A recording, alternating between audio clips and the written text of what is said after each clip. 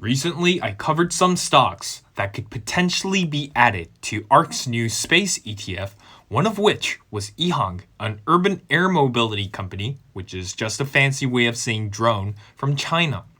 EHang stock crashed a whopping 62% from $122 to $46 after a report was released. This report was released yesterday from Wolfpack Research, and I'd like to go over some of the most important points from the report. Since I made a video where I talk about the stock, I have a sense of responsibility, and I feel like I have to cover this content because I don't want any of my subscribers to get screwed over by. So before we get into today's video, don't forget to obliterate the like button and subscribe for more quality content. The report starts with a brief summary of why EHang is a complete scam.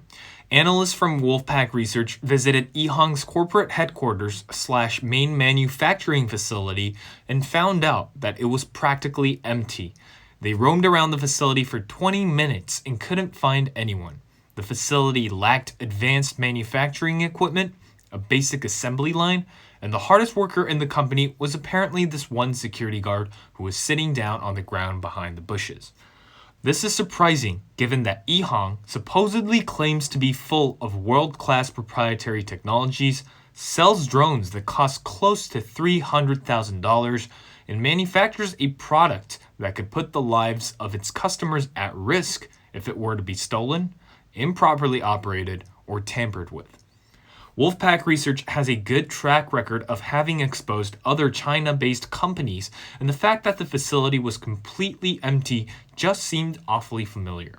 While the facility being empty doesn't necessarily mean that EHang is a complete scam, at the least, it's a good indication that the business is not what it claimed to be in the SEC filings. Besides employees, they also couldn't find any industrial-grade manufacturing machinery, assembly line, raw material inventory, or special work zones, which are all very common in automobile or drone factories. Instead, it seemed highly likely that EHang was simply assembling pre-manufactured parts, as they found hundreds of boxes for parts that are used in EH216. They weren't able to find any raw material or production equipment, and logically thinking based on how small EHang's actual input in creating the product is, it's legally disputable as to whether the company can claim that their products are quote-unquote manufactured by EHang. As a comparison, this is what EHang's manufacturing facility should look like. They compared XAG's facility to that of EHang's, and both companies are located in Guangzhou. XAG manufactures unmanned drones, and they look like this. So EHang, which manufactures drones that carry passengers, should look more robust than this. Even when comparing EHang to Robinson, a small helicopter company that's a potential competitor for EHang, EHang's facility looks nothing like this. The analysts then debunk a lot of claims that EHang made about their supposed quote-unquote manufacturing facility in Yunfu. The first claim was that EHang had built a new production facility in Yunfu, but this turned out to be deceiving. While there was a large facility, EHang had simply rented the facility and was in the process of retrofitting it.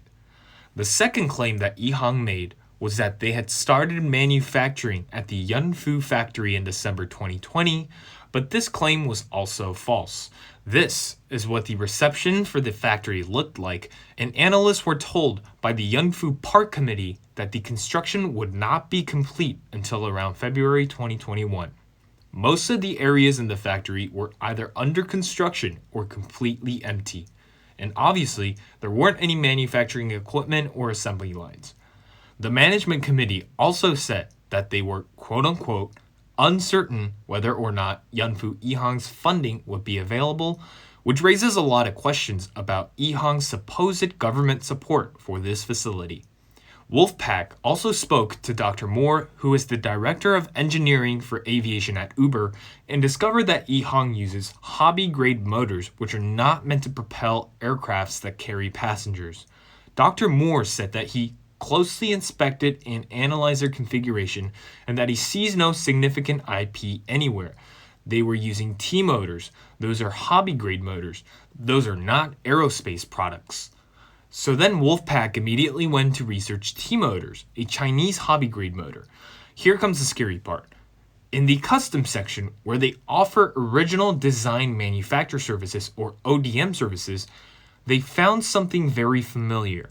In case you don't know what ODM is, basically T-Motor lets EHang choose the color of the motor casing and lets EHang put their logo on the parts that are designed and manufactured by T-Motors.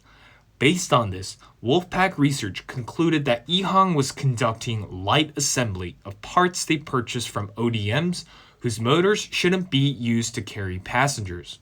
They also claimed that EHang created a paper company called Kunxiang in order to pump up the stock's price. 2 out of 3 addresses for the company Kunxiang were false, with one of the address being for a hotel and another being for an office located on the 13th floor when the building itself only had 11 floors. Sham contracts with Kunxiang had been fabricated to pump up revenue and make it seem like the company was growing at a rapid pace. Wolfpack Research believes that a whopping total of $33.4 million from EHang's entire revenue appears to be from sham contracts. Not to mention the fact that EHang has only collected cash for 20% of its reported revenue since its IPO, which amounts to $3.6 million. What's really suspicious about this is that they don't charge interest on late payments, nor do they ask their clients for collateral. Most importantly, EHang has made extremely misleading press releases. In their Chinese press releases, they talk about misleading statements regarding regulations and licenses granted by the US and Canada. Conversely, in the English press release, they talk about regulatory approvals in China so that both Chinese and Western investors have no idea as to what is actually happening. This is extremely deceptive. They also omitted key words like short-term, one-time, trial, or test when describing their flight approval, and added words like passenger grade and commercial when describing their license. To be fair, EHang did release a statement with the title, EHang Responds to Deceptive Wolfpack Research Report. They said that they have forward-looking projections, statements, and predictions that are reasonable, and it's not that they're outright scamming, but that there are certain risks and uncertainties beyond the management's control. To me personally, that sounds like utter BS. I've worked with and been scammed by a pathological liar myself, and this is exactly what they do. When the evidence is very clear, they deny of any wrongdoings and simply come up with justification after justification. The field of urban air mobility actually has potential, but with companies like EHang marring social perception, innovation will be hindered. We've seen Nikola do this with hydrogen cars, and it seems like EHang is doing something similar, just to a worse degree. If this does indeed turn out to be a complete scam after an SEC investigation, I hope everyone and every institution shorts this stock to the ground, and that all the people in the team involved in scamming not only lose their entire wealth, but also serve serious time in jail for fraud, as they should.